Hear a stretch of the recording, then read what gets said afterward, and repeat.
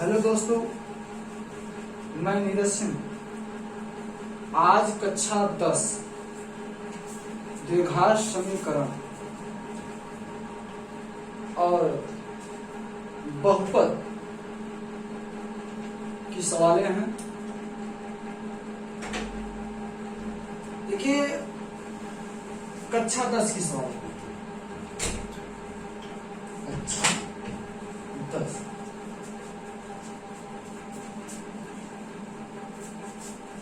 बेटा, देखिए,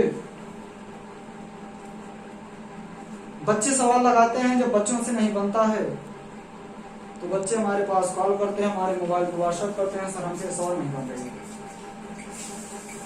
हालांकि मैंने अभी कक्षा 10 का टॉपिक चालू नहीं किया है। जो सवाल बच्चों से नहीं बनता है, मैं उन्हीं सवालों को लेकर के वीडियो बनाता हूं और मैं सीरियल वाइज सीरियल अभी क्लास नहीं चालू किया हूं, बस 1-2 दिन के अंदर मैं उसको भी चालू कर दूंगा। तो आज एक बच्चा कल हमारे पास व्हाट्सएप किया, लगभग 6-7 सवालें थी जो बच्चे से नहीं बन रही थी। उन सवालों को मैंने इस कागज पे लिख लिया है और आज मैं उन्हीं सवालों को हल करवाऊंगा। गौर से देखिएगा। तो हमारा पहला सवाल है, निम्न द्विघात बहुपदों के शून्यक ज्ञात कीजिए और शून्यकों तथा गुणांकों के बीच के संबंध की सत्यता की जांच कीजिए। देखिए, पहले हमारे सवाल क्या है, x² -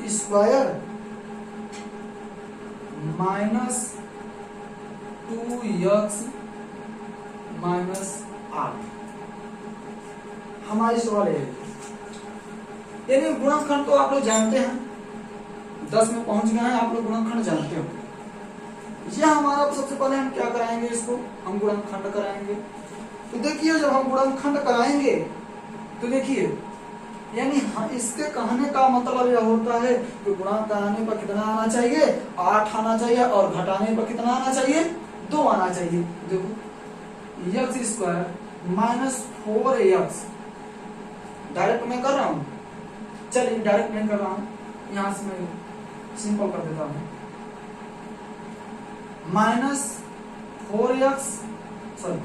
-4 और प्लस कितना 2 x माइनस कितना 8। अब देखिए, x² - 4x और प्लस 2x माइनस 8। अब देखिए, इतना हमारा अलग हो गया, इतना हमारा क्या हो गया, अलग हो गया। तो देखो, अब हम कॉमन लेंगे, तो यहाँ पे हम x जब कॉमन लिया, हमारे यहाँ क्या बचा, x - 4। और जब हमने यहाँ पे कॉमन लिया, कितना 2 कॉमन लिया, तुम्हारे यहाँ कितना बचा, x - 4। यहाँ हमने क्या किया, x - 4 और x प्लस कितना 2। देखिए बेटा, इतना तो हमने कर दिया। अब कहा है शून्याङ्कों का गुणनफल और बीच के संबंध की सत्यता ज्ञात कीजिए। देखो, अब देखिए, x - 4 बराबर कितना 0, तो हमारा x बराबर कितना आ जाएगा 4। और यहाँ पे x + 2 बराबर 0, x बराबर कितना आ जाएगा -2। अब शून्याङ्कों का योगफल और गुणनफल क्या है, तो देखिए, योगफल और गुणनफल, तो शून्याङ्कों का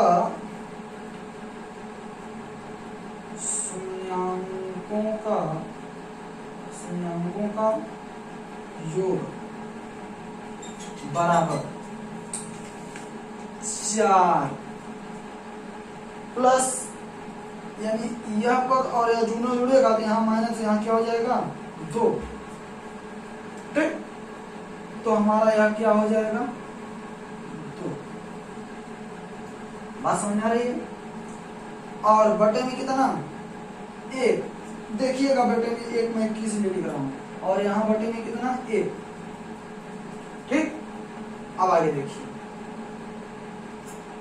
आगे हमारा क्या कर रहा है, एक शून्यांकों का योग। देखिए यहाँ माइनस यक्स का गुणांक बटे यक्स स्क्वायर का गुणांक। तो यक्स का गुणांक कितना है हमारा, 2 ही ना है, और यक्स स्क्वायर का गुणांक कितना है, 1। ठीक, अब देखो शून्यांकों का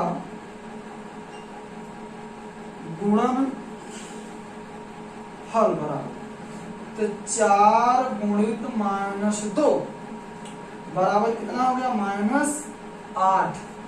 और यहाँ पे कितना हो गया, 1। 8 -8 हमारा कितना है, अचर पद है ना, तो हमारा क्या रहेगा यहाँ पे, अचर पद। अब बटे ये कितना है, एक कितना है, यक्स स्क्वायर का गुणांक है, यहाँ कितना लिखेंगे, यक्स स्क्वायर का गुणांक। ठीक, यह तो आपकी पहली सवाल है। और दूसरी सवाल देखिए आप, दूसरी सवाल आपकी है 4x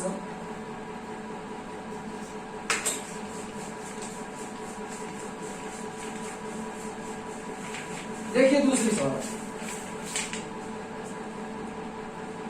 सवाल हमारी है 4u स्क्वायर प्लस 8u।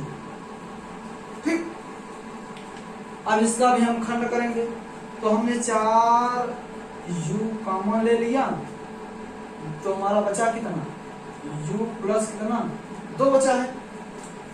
अब हम इसको हम लेंगे बाहर, 4u बराबर 0, तो u बराबर कितना आ गया, 0। ठीक, और जब हमने इसको लिया बराबर 0, तो u बराबर कितना आ गया, -2 आ गया। तब देखिए अब शून्यांकों का योगफल, शून्यांकों का योगफल, शून्यांकों का योगफल बराबर देखिए यहाँ 0 और यहाँ माइनस कितना हो जाएगा, 2 बराबर कितना, -2। अब देखिए यह -2 और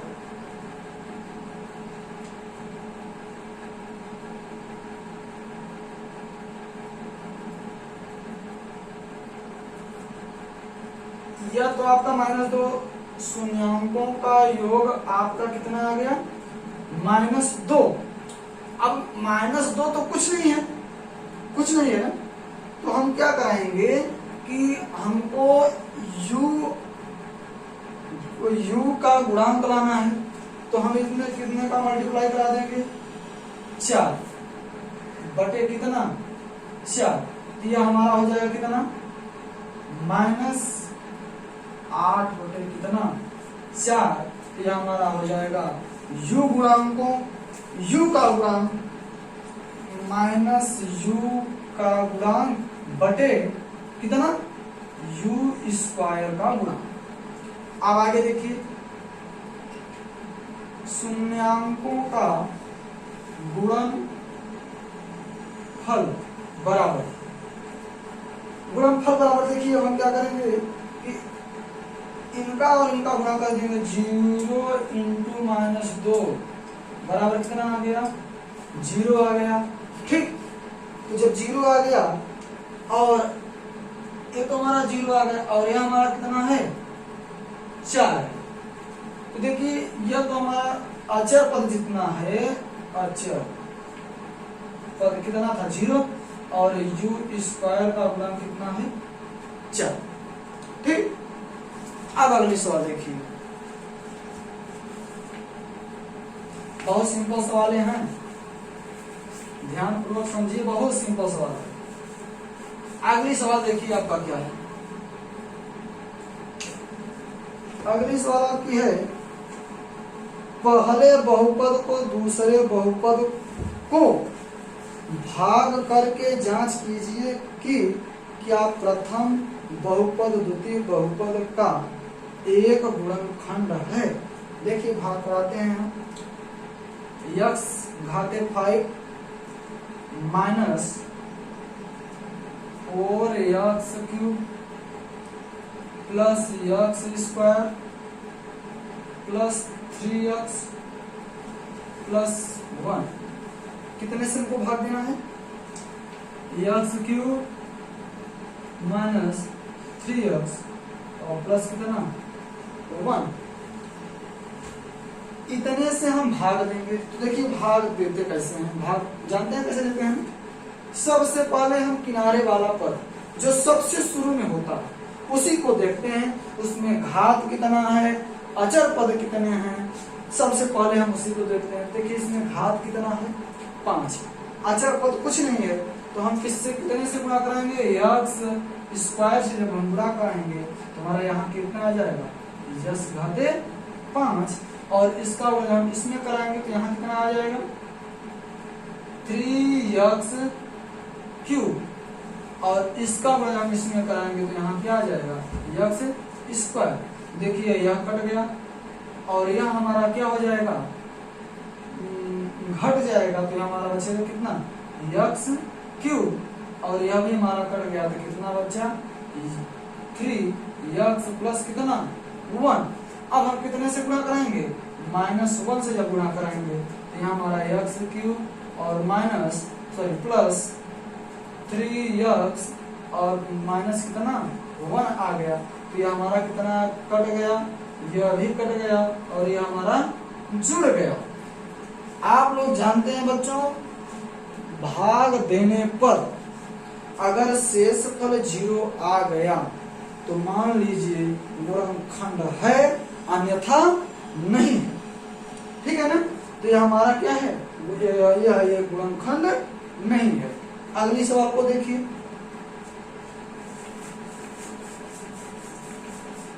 बहुत सिंपल सवाल है यह वाली सवाल, तो प्रश्न इसका बहुत बड़ा है। देखिए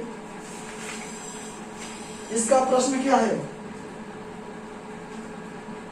अमिताभ अपनी पुत्री से कहता है 7 वर्ष पूर्व मैं तुमसे 7 गुनी आय का था, अब से 3 वर्ष बाद मैं तुमसे केवल 3 गुनी आयु का रह जाऊंगा। क्या यह मनोरंजक है? इस स्थिति को बीजगणितीय एवं ग्राफीय रूपों में व्यक्त कीजिए। तो माना आप ताप की वर्तमान आयु बराबर x तथा उसकी पुत्री की वर्तमान आयु बराबर कितना y। अब देखिए इतना तो हमने मान लिया। अब कहा है 7 वर्ष पहले की बात कहा है, यानी कि देखिए जब पहले वाला करता है तो बीता हुआ रहता है। अगर 7 वर्ष बाद कहा है, 7 वर्ष तो पहले कहा है, आने वाले 7 वर्ष में कहता है तो वह हम जोड़ लेते हैं, लेकिन जब पीछे वाला होता है तो उसको हम घटाते हैं तो 7, इसलिए 7 वर्ष बाद। ठीक, तो 7 वर्ष बाद अमिताभ की आयु क्या होगी? देखिए 7 वर्ष बाद अमिताभ की आयु बराबर क्या? x minus 7। और 7 वही तो बात तो पुत्री के लिए भी कहा है, तो यहाँ पुत्री के लिए पुत्री की आयु y माइनस कितना 7। अब देखिए हम इसको समीकरण बनाते हैं। तो देखिए तो अवताप कहाँ है ना, तो यानी x माइनस 7 बराबर 7 गुणित y किससे, पुत्री से कहा है ना, तो पुत्री से 7 में गुणा कराएंगे तो 7y माइनस कितना 7, x माइनस 7 बराबर 7y minus 49, x minus 7y बराबर प्लस 42, यह हमारा बराबर 0, यह समीकरण नंबर हमारा 1 बन गया। ठीक, अब आगे देखिए, अब आगे क्या कहा है, 3 वर्ष बाद, तो 3 वर्ष बाद, तो 3 वर्ष बाद देखिए, 3 वर्ष बाद अवताप की, देखो कहा है ना 3 वर्ष बाद, वह पहले कहा था अब बाद में कहा है। 3 वर्ष बाद मैं तुमसे केवल 3 गुनी उम्र का रह जाऊंगा, तो 3 वर्ष बाद यानी 3 वर्ष बाद अवताप की आयु बराबर x प्लस 3 और पुत्री की आयु बराबर y माइनस 3, तो उसी प्रकार से इसको भी करना है, x प्लस 3 बराबर कितना 3 y माइनस, सॉरी यहाँ प्लस रहेगा, y प्लस 3, तो x प्लस 3 बराबर 3y और प्लस कितना 9, तो x माइनस 3y बराबर 3y और माइनस कितना 6 बराबर 0, यह समीकरण नंबर 2 बन गया। अब आगे देखिए, अब हम जब आगे देखते हैं तो हमको सवाल को थोड़ा मिटाना पड़ेगा, इसको आप लिख लीजिएगा, मैं सवाल को थोड़ा मिट रहा हूं। अब हमको किसी की आवश्यकता नहीं, सिर्फ समीकरण 1 और समीकरण 2 की आवश्यकता है बस। देखिए चलिए मैं मिट देता हूं, इतना हमने मिट दिया और इसको भी हमने मिट दिया, क्योंकि अभी मैं जब ग्राफ बनाऊंगा तो हमको जगह कम पड़ जाती है, इसलिए मैंने इसको भी मिट दिया। तो देखिए मैं सवाल को यहाँ लिख दे रहा हूं, x माइनस 7y प्लस 42 बराबर 0, समीकरण नंबर 1 हुआ, और x माइनस 3y माइनस 6 बराबर 0, समीकरण नंबर 2 हो गया। चलो मैं इसको भी मिट दे रहा हूँ। अब देखिए इसमें मौजूद सवाल है, सबसे पहले हम समीकरण नंबर 1 को देखेंगे। समीकरण नंबर 1, तो समीकरण नंबर हमारा 1 क्या है, x माइनस 7y प्लस कितना 42 बराबर 0। कक्षा 9 में मैं सवाल बताया था, ऐसी सवाल है मैं कक्षा 9 में बताया था, जो बच्चे हमसे पढ़े हैं वे जानते होंगे। तो चलिए हम यहाँ x लिखते हैं और यहाँ हम लिखते हैं क्या y। ठीक, अब अगर हम, चलिए पहले इसको हम पढ़ देते हैं, x बराबर 7y और माइनस कितना 42। देखिए अगर हम x बराबर 0 मानते हैं, x बराबर अगर हम 0 मानेंगे तो y बराबर हमारा क्या आएगा,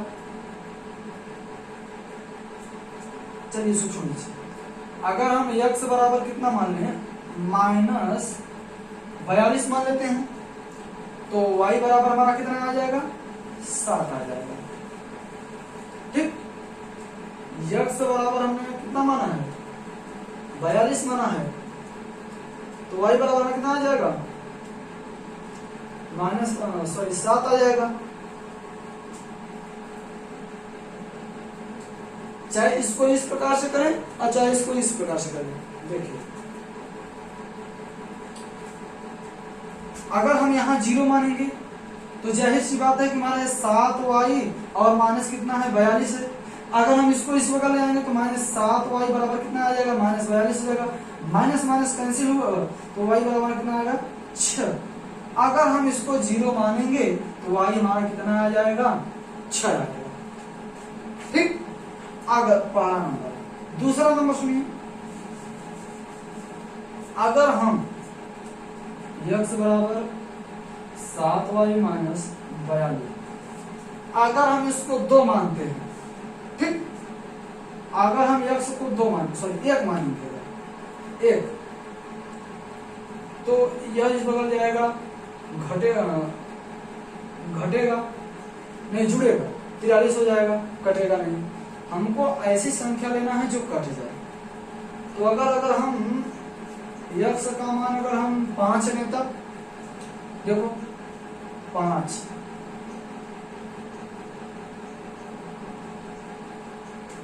7 लेते हैं, तो अगर हम 7 लेते हैं, 7y माइनस 42, तो ये हमारा कितना आ जाएगा, माइनस 7y बराबर कितना आ जाएगा, 49, तो ये हमारा y बराबर कितना आ जाएगा, 7। अगर हम यहाँ पे 7 लेते हैं तो हमारा यहाँ भी क्या आ जाएगा, 7 आएगा।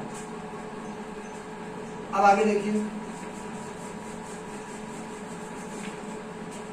फिर हम उसी प्रकार से करेंगे, x बराबर 7y माइनस 42। अब ऐसी संख्या लीजिए जो कि कट जाए। चलो 42 ले लेते हैं। 42 अगर हम लेंगे तो हमारा y बराबर कितना आ जाएगा,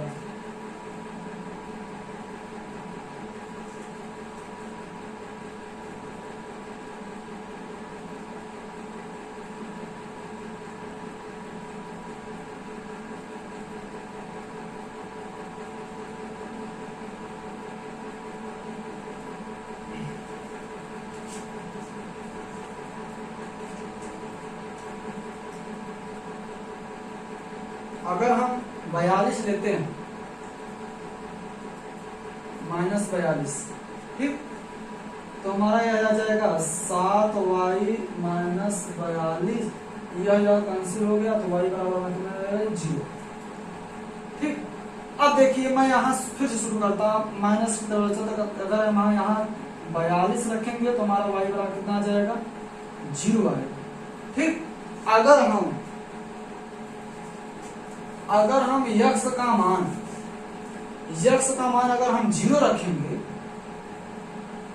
यहाँ पे हम अगर 0 रखेंगे तो हमारा y का मान कितना आएगा, 6 आ जाएगा। और अगर हम x का मान -7 रखें तो ये हमारा कितना आ जाएगा, यहाँ जाएगा तो जुड़ेगा, तो हमारा कितना आ जाएगा, 5। ठीक, 5 आ गया। अगर हम x का मान 15 रखते हैं तो y का मान कितना आ जाएगा, -15 हमने रखा तो घटेगा, 12 7 आएगा हमारा कितना, 4। अब देखिए, अब ग्राफ बनाइए। ठीक, यह हमारा x डैश हुआ और यह हमारा x हुआ, यह y हुआ और यह y डैश। ठीक, अब देखिए 10 20 30 40 50, यहाँ डैश है ना, तो हम यहाँ क्या करेंगे, माइनस लगा देंगे। ठीक, और यहाँ हमारा 10 20 30 40 50, ये हमारा 1 2 3 4 5 6 7 माइनस में रहेगा। और ये हमारा 1 2 3 4 5 6 7। तो पहला वाला हमारा कितना कहा है, सबसे अधिक वाला x का देखते हैं और सबसे अधिक वाला माइनस का। तो सबसे अधिक x में कितना गया है, माइनस कितना 0, यानी 42, यानी यहाँ से कितना 6 तक। तो हम यहाँ से उठाएंगे कितना, ये ऐसे लेके चले जाएंगे, सॉरी ऐसे। ठीक, तो जो हमारा यह बना यहाँ से यहाँ तक कितने का बना, -42, 0, सॉरी 6। और दूसरा हमारा कितना है, 0 से कितना 6 है ना, तो हमारा यह 0 हुआ, ये यहां से बनेगा 0, कितना 6, सॉरी यहाँ नहीं बनेगा, यहाँ जैसे जाएगा तो ये यहाँ बन जाएगा कितना 0, 6 बन जाएगा।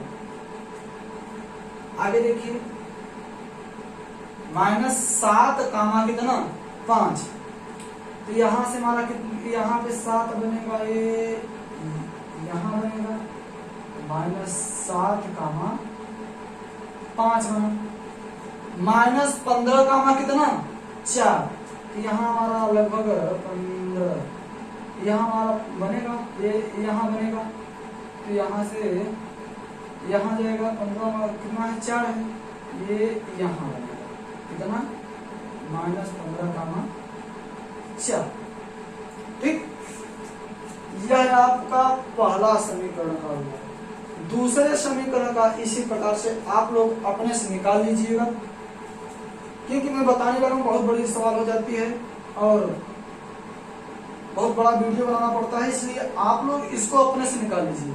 एक मैं निकाल दिया हूँ और एक अपने से आप लोग निकाल लीजिए। एक सवाल हो रहा है, देखिए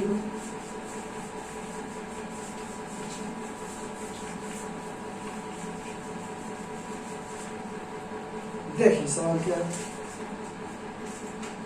सवाल है, निम्न रैखिक समीकरणों के युग्मों में से किसका एक अद्वितीय हल है, किसका कोई हल नहीं है, या किसके अपरिमित रूप से उनके हल हैं। अद्वितीय हल की स्थिति में उसे वज्र गुणन विधि से हल कीजिए। तो देखिए आपका पहला सवाल क्या है, x -3y -3 बराबर 0। दूसरा क्या है, इसी में है 3x -9y -2 बराबर कितना 0। तो देखिए इसमें हम सबसे पहले a1 बराबर हमारा कितना है 1, a1 1 यहाँ यह यक्स का गुणांक, और b1 बराबर आपका b1 बराबर कितना हो जाएगा -3, c1 बराबर कितना हो जाएगा -3। उसी प्रकार से a2 बराबर 3, b2 बराबर -9 और c2 बराबर कितना हो जाएगा -2। इसमें देखिए आप लोग देखिए a1 बटे a2 बराबर b1 बटे b2 बराबर c1 बटे c2। तो a1 हमारा कितना है 1 है, b1 कितना है 3 है, बराबर a2 b1 हमारा कितना है 3 है, b2 हमारा कितना है 9 है, बराबर c1 कितना है -3 है, c2 कितना है -2 है। तो ये हमारा कितना हो जाएगा 1/3 बराबर 1/3 बराबर कितना 3/2, यानी a1 बटे a2 बराबर b1 बटे b2 डज नॉट इक्वल, यानी इसके बराबर नहीं है क्या c1 बराबर c2। इसलिए ठीक है, यानी a1 बटे a2 बराबर b1 बटे b2 किसके बराबर नहीं है, c1 बटे c2 के बराबर नहीं है। बहुत बढ़िया। अब इसी के साथ मैं समाप्त करता हूं, और अगला वीडियो आप लोग हमारे मोबाइल पे व्हाट्सएप करिएगा, जो सवाल नहीं बनते हैं उनको मैं बताने का प्रयास करूंगा और बताता ही रहूंगा, आप लोग मोबाइल पे व्हाट्सएप कर दीजिएगा बस। बहुत बहुत धन्यवाद, थैंक यू।